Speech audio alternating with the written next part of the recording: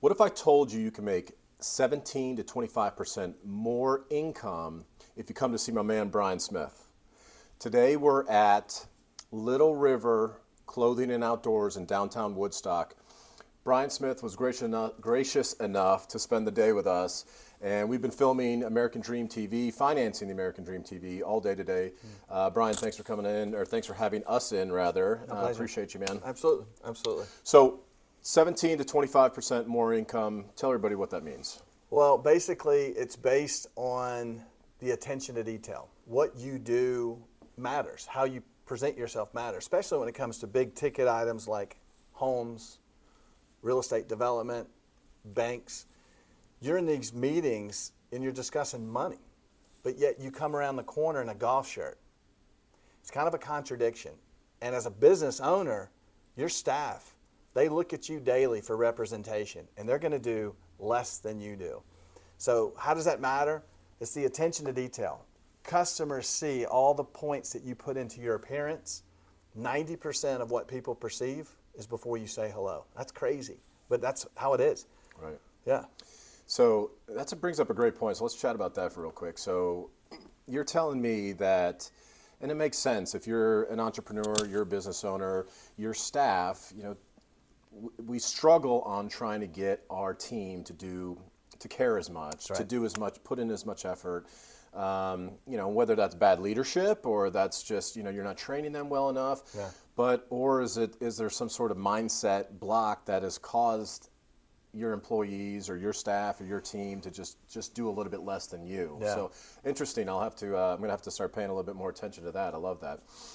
Listen, if you're following today, please do us a favor, subscribe, follow along, because we're going to have some amazing content today, but we're also going to have a heck of a lot more content coming for you, and it helps us help you get some more information, so please follow along.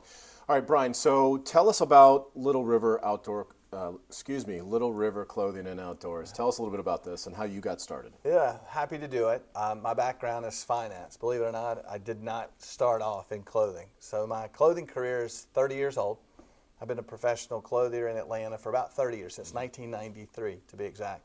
I opened my first business in 99 because my style is relational, not transactional. So I care about what goes on with my clients. So how that applies to me personally, I've just always known that personal image is important when it comes to business. Mm-hmm. So it was a natural segue for me. Right. And I just kind of picked it up along the way, and the rest is kind of history. Right. So I've interviewed a few entrepreneurs over the last couple months, and you have an amazing story where, during the great financial crisis, we were just talking about this in the back, and he was breaking down some of the details of what challenges you saw. Yeah. And elaborate or talk to the audience about what we were discussing, what challenges you experienced, and how you were able to overcome that. Yeah. And now we're sitting at your store, which is literally on Main Street in downtown Woodstock, prime real estate. Doesn't get any better than this. Talk to that a little bit. I had 5 stores located throughout Atlanta. This is pre-2008. And had 22 outside salespeople working from those stores. Basically, we were serving executives, taking care of their suits, shirts, sport coats, trousers, a large custom clothing organization. Well, when 2008 came, it was no longer popular for the president, CEO, the EVP to have a professional clothier come in and buy a $1,500 sport coat. It didn't work anymore. Right. And so the infrastructure of my business no longer supported that. So the thing that actually was the precursor to this business is it forced me to get on an airplane to go across the world to find a new source, a source that allowed me to have better fabrics, better construction at a lesser price. So it was the beginning of this business model. Right. So what we try to do here is we try to have the best quality, the best instruction at the strongest value proposition. So if you research, custom clothing is generally kind of expensive. I don't think so here. I think that we have a great, great, great value, and that all started because of 2008. Yeah, I would say the prices as a whole are very fair. Excuse me, very, very fair, very reasonable. Yeah. I think it does have that stigma of being very expensive, but when you come and you speak with Brian, you'll find out that it is very affordable. If you're going to spend a couple $100 over at, the big box stores, come see how far your money will go here at Little River, because you'll be shocked and you're going to look a heck of a lot better. There's no doubt about that. So, Thank you. On that 2008, I remember that period. So, as you know, everybody knows, I've been in mortgages since 2002, and that was just a strange period. Yeah, I agree. And my business was actually like skyrocketing at that particular time. We had outgrown our office. We were bringing in new loan officers. And we were making money when most people weren't. My neighbors were out of a job. I had family members that were out of a job. And you just felt like you couldn't spend any money, which in a lot of ways is great, right? But at the same time, you were looked down upon. It was just a very strange dynamic of what was taking place. So when you say that about, it not being popular to buy those jackets, I remember living through that time. And I remember buying my first new car at that particular time, and I was still nervous about it, just because it was new and so many people were struggling. So yeah, it was a wild time. Yeah. But clearly you've been successful. So build your brand with clothing. How does one do that? Well, you start off by figuring out your identity in business, what and how you want to represent yourself to the public. So attention to detail. Whenever you're talking money, I don't care what industry you're in. We're happen to talk about real estate and mortgages currently. Well, that's the largest purchase that an individual is going to make. But yet, it's popular in today's time to see how underdressed you can be for a professional meeting. And tell me if that's not a contradiction, because it is. So somebody wants to talk about $1.2 million mortgage with a guy that's wearing a baseball hat that hasn't shaved in 3 days with a t-shirt. They're not going to say, I don't like that representation. They're just going to deposit it, and they're going to go interview somebody else until they find someone that fits what they feel like mirrors that presentation. Sure. So how do you brand yourself? I personally believe that every single time that you talk money with a client, you need to have on a jacket. It's called mirroring. So if they seem very, very casual, take off your jacket, lay it down. But you walked into the room and you said, hey, I thought about you before I got here. I'm professional and I'm ready. And that is the thing that starts the brand. So then you work backwards and you go from there. So it's my job to make sure that my clients are kind of ready for whatever situation comes their way, whether they're taking a client to the Braves game or they're going to brunch or an evening engagement. And that's where I come in. Right. Now, with image and brand being so much, playing such an integral part in what we do, YouTube, Facebook, all the social media platforms, right? Building your brand and having that one particular image is crucial. And what I like what you just said was, you need to figure out who you are. What about like evolving that brand? If you start somewhere and then do you evolve? I mean, how do you work through that? Because we all change, right? Through time, our body sizes changes. We're either putting on weight, we're gaining, or we're losing weight, or we're getting more fit, or we're getting less fit. Having kids, having wives, having significant others. I mean, all these things change, and they change our image and change who we are. How do you work with that? That's probably the easiest thing to do. They say every 7 years you're a new person. Every 7 years. It's the reason that you like food today that you used to not like, right? So with that, looks change as well. But you start on that foundation of knowing what's important to you. So in today's world, it's popular to wear what they call athleisure clothing. It's the clothes that have stretch to it. So you can still wear a jacket. It's called unconstructed. So there's no lining inside. It's cut a little bit shorter.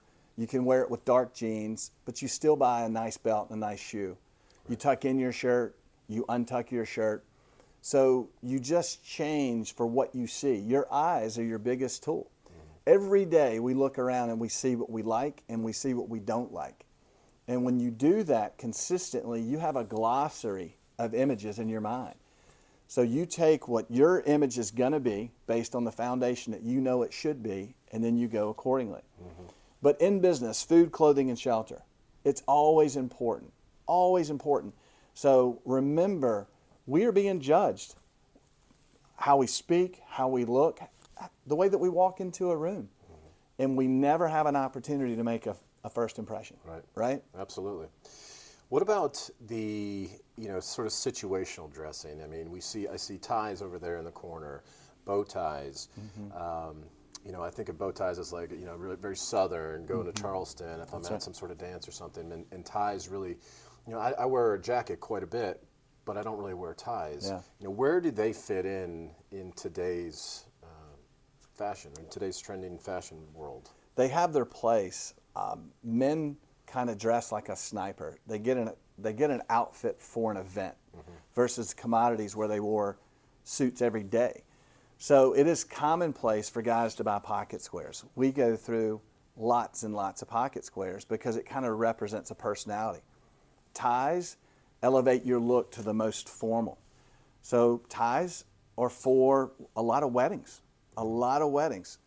So it's situational, and it's also personality. Sure. There are guys that go to weddings open collar with a pocket square all the time.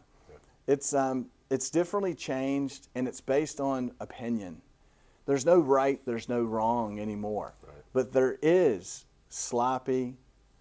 It's just a clear line of how to do it right and how to do it wrong. Right. But yet, in today's business world, a lot of guys are doing it wrong. Yeah. And you know that as a business owner. Yeah, listen, everybody has their place. If you're working with somebody like myself, I mean, I do wear a jacket. I don't wear a tie on a regular basis, but I do wear a jacket. Yeah. And some people may like that, some people may not. But I find I'm on the same line you are. If I'm talking with about somebody's finances, I prefer to dress accordingly. That's just my personal opinion. Doesn't make it absolutely right. In our opinion, it may be. But, That's right. And that's what it is. It's just an opinion. Sure, right? Absolutely. So, just like, you're changing your decorations at your house, I mean, you're constantly changing your look, Yeah. as you evolve and become a new person, as you said. Yeah. What can you talk about, right now that you see that is trending or that you see that's coming on that many folks maybe just don't know about? Well, men are going back to work, and women. Let me correct that. People are going back to work. So it was popular in COVID to stay at home. Sure. Well, I saw a trend. People got heavy or they got in shape. So now that they're being called back to work, in many cases, their things don't fit anymore. And if they do fit, they're no longer relevant. So it could be a suit that you would have worn 10 years ago that's a little too big, the coat's a little too long, it's a little too full, the pants, and it just doesn't make you feel confident. So what's happening is they're putting this clothing on, and they just go like, whoa. And there's this moment like, I need to change what I'm doing. So the great thing is the trend is there is a correction. Men are coming in and scheduling lots of appointments to buy dress clothes, to buy sport coats and suits and shirts. Now it's per event and it's per individual, right. But they're still putting time back into their clothing because clothing styles and fashion has changed. Sure. Yeah. Now, you talked a little bit about, a couple different sides of your business. You said you had 4 sort of columns of your particular business. Yeah. Can you explain a little bit about how you look at your business? Yeah, that's something that I do a lot. There's transactional business. It's when an individual comes in and they just buy a shirt or a hat or a sweater, a jean. Then there's custom inside. It's where someone calls and they meet us here to do a custom consultation. A big new segment of our business that's been underway for about 3 years now is rental.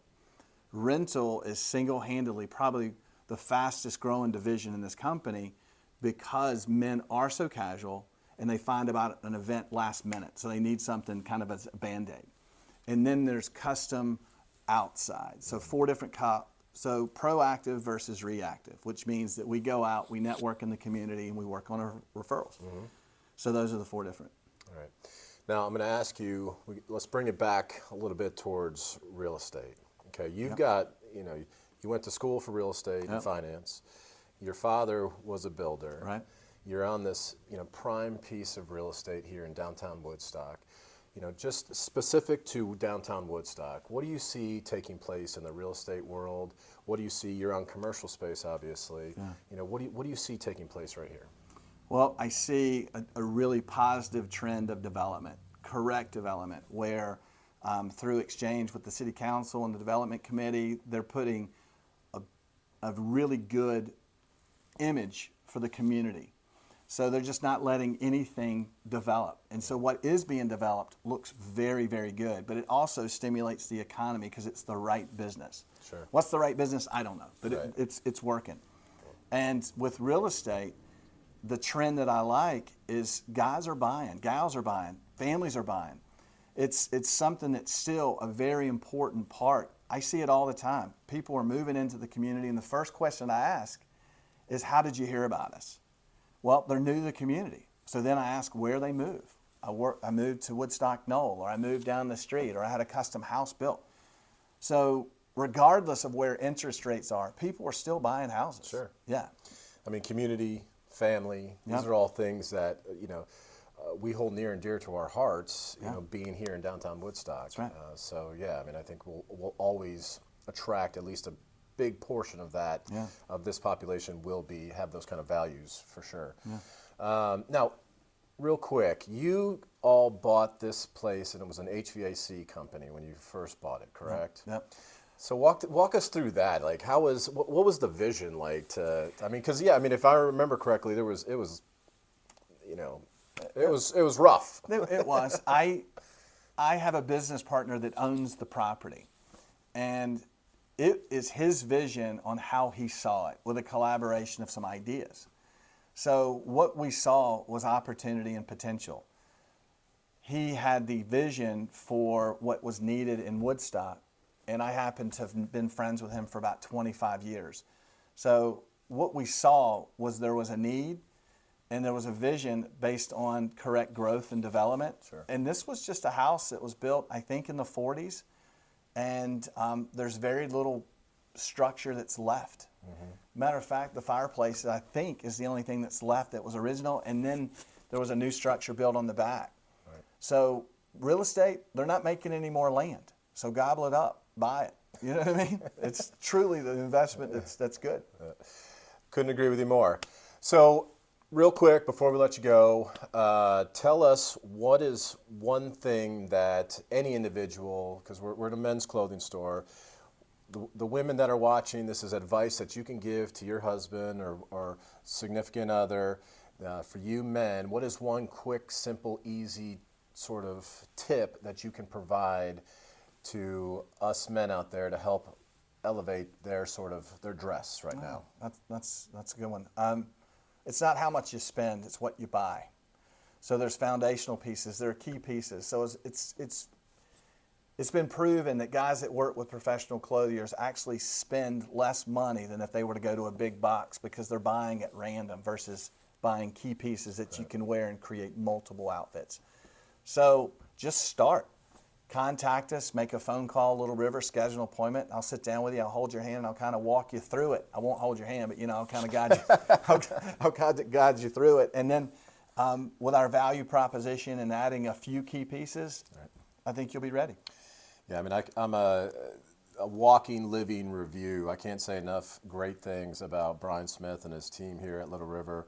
I started working with you, I don't know, 4 years ago now at this point, and you're right. We started at some real sort of foundational pieces, and we've been building on top of that for years. Yeah. And I can't tell you the last time that I went to a box store. And not only is it supporting the local community, it's supporting you become a friend of mine. Yeah. So, and my wife thinks I look good. So, that's all thanks to you, my man. I'll take credit where credit's due, right? Just kidding. All right. Well, listen, thank you for a fabulous day. My pleasure. Your insight is always welcome, and I appreciate it. I know everybody who's watching appreciates it. Thank you. We can't thank you enough, and look forward to the next visit. Thank you. Thanks, Brian. Appreciate it. See you on the next one.